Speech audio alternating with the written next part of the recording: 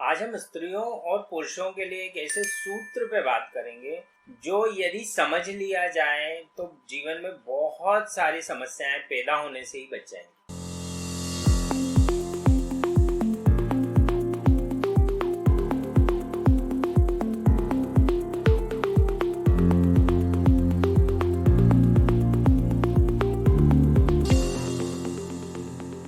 सूत्र यह है कि यदि स्त्रियां समझ जाएं कि उनकी जो जुबान है वो उनके जीवन का सबसे महत्वपूर्ण तत्व है।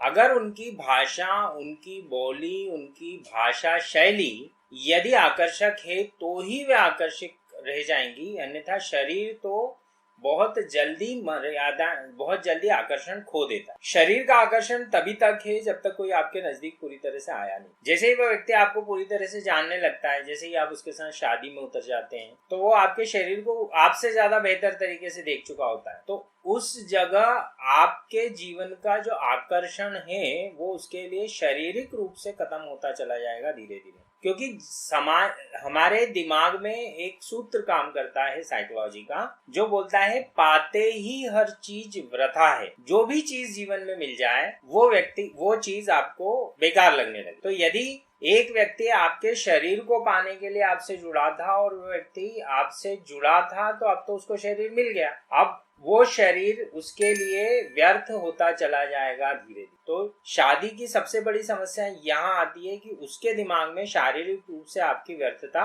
उतर गई। अब आते इसी को एक जगह हम लोग हिंदी साहित्य में, हिंदी शास्त्रों में रति वैराग्य के नाम से जानते। यानी संभोग के जस्ट बाद स्त्री के दिमाग में क्या चलता है वो उसके बारे में उतनी व्याख्या नहीं है, पर पुरुष के दिमाग में जरूर ये चलता है कि अगर मैंने इसके लिए सब किया था, तो जैसे ही संभोग समाप्त होता है उस व्यक्ति को एक वैराग्य पैदा होता है। तो उसके दिमाग में वो चलता है कि यदि मैंने इसके लिए ये सब किया है और मैं इसके लिए दुनिया के सारे झंझट झेल रहा हूं, तो ये व्यर्थ है, ये इस लायक नहीं है कि मैं इसके लिए इतनी मेहनत करूं।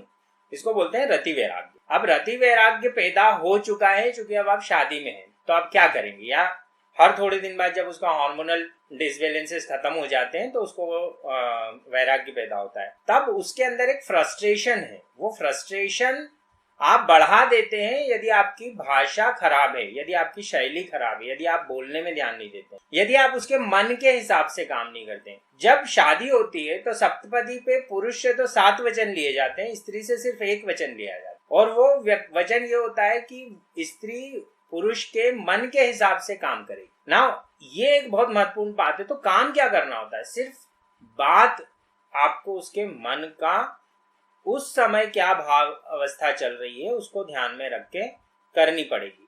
यदि आपने वहां गलती करी तो आप धीरे धीरे धीरे धीरे धीरे धीरे महत्व खोते चले जाएंगे जीवन में। तो शारीरिक रूप से तो आप 8 दिन में ही महत्व खो देते हैं। उसके बाद मानसिक रूप से जो महत्व आपको स्थापित करना है, यदि आपने ताने मारते रहे, यदि आपने कंप्लेन करते रहे, यदि वो ऑफिस से आया और आपने ये बताया कि आज आपके साथ बुरा क्या क्या हो रहा है, यदि आपने बताया मेरे को यहाँ दुख रहा है, मेरे को वहां दुख रहा है, आपकी मम्मी ने ऐसी बात करी, आपकी बहन ने वैसी बात करी, घर में तो ये चल रहा है और मेरा तो जीवन नर्क हो चुका है ना। तो ये निश्चित मानिए आप अभी नर्क हुआ नहीं हुआ, आप नर्क की तरफ ले जा जरूर रही हैं अपने जीवन को। इसलिए स्त्रियों को ये समझने की जरूरत है कि यदि जीवन में अपना महत्व बनाए रखना है तो आपको अपनी भाषा पे बहुत पकड़ बनानी पड़ेगी। ये हुआ व्यक्तिगत जीवन में महत्व की बात। पर अब अगर आप समाज में भी जाएं तो समाज में आप कितने अच्छे कपड़े पहन के जाते हैं, कितना मेकअप करते हैं, कितना आप परफ्यूम लगाते हैं, इन सब की वैल्यू थोड़ी है। 10%, 90% वैल्यू है आपकी भाषा कैसी है, आपकी शैली कैसी है, आप बोलते कैसे हैं, आपका व्यवहार कैसा है लोगों को। तो उसको साधने की हर स्त्री को कोशिश करनी चाहिए। स्त्री को क्यों ज्यादा कोशिश करनी चाहिए? क्योंकि पुरुष के पास महत्व स्थापित करने के बहुत माध्यम है, आपके पास में बहुत कम माध्यम है। पर आपके पास में जो एक माध्यम है वो इतना सटीक है कि पुरुष के सारे माध्यमों पे भारी पड़ सकता है यदि आपकी जबान संभल गई। तो ये बहुत महत्वपूर्ण है स्त्रियों के लिए। वैसे ही आती है पुरुषों के बारे में बात कि पुरुषों को एक चीज अपने जीवन में क्या संभालनी चाहिए जिससे कि उनका जीवन सिद्ध हो जाए।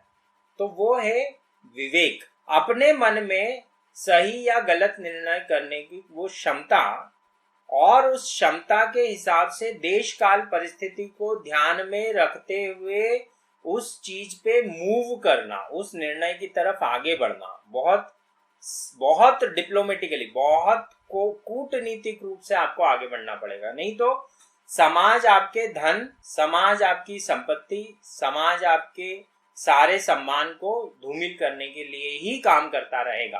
आपको विवेकहीनता बिल्कुल भी अफोर्डेबल नहीं है पुरुष को। तो विवेक क्या रखना है? विवेक ये रखना है कि सही क्या है, गलत क्या है, और जो सही है उसको कहने का समय, उसको कहने का सलीका और उसको कहने का साहस, तीनों के अंदर आपको बैलेंस रखना पड़ेगा। यदि समय, साहस और सलीके का बैलेंस नहीं आया तो सत्य आपके लिए घातक हो जाता है। यदि समय, साहस और सलीके के अंदर बैलेंस नहीं आया तो सत्य आपके लिए घातक हो सकता है, और ये ही सत्य आपके लिए, आपके व्यापार के लिए, आपके परिवार के लिए भी घातक हो सकता है। तो आपको वो विवेक रखना बहुत जरूरी है। जैसे अक्सर आपको महाराणा प्रताप के मामले में ये सुनने को मिलता है कि महाराणा प्रताप ने पूरे जीवन युद्ध के लिए युद्ध लड़े, छापामार पद्धति से युद्ध लड़े, जिसको गोरिल्ला वॉरफेयर बोलते हैं, वो सब टेक्निक यूज करी और फिर भी स्ट्रगल करते रहे। वहीं यही सब शिवाजी ने किया, बट शिवाजी ने बहुत बहुत समझदारी से, अब यहाँ पे एक वर्ड आता है कुटिलता, वो थोड़ा सा नेगेटिव कॉनोटेशन देता है, बट बहुत विवेकपूर्ण ढंग से उन्होंने चीजों को डील किया, तो मराठा साम्राज्य बहुत कम समय में बहुत बड़े तौर पे स्थापित कर पाए। तो स्त्री को ध्यान रखना है अपनी भाषा और उसकी शैली पे, भाषा शैली पे, और पुरुष को ध्यान रखना है अपने विवेक पे। यदि पुरुष ने विवेक साध लिया और स्त्री ने अपनी भाषा शैली, तो दोनों का जीवन सुखमय, शांतिपूर्ण और समृद्धिवान बीतता है। That's it from my side. Signing off, Vikas Singh.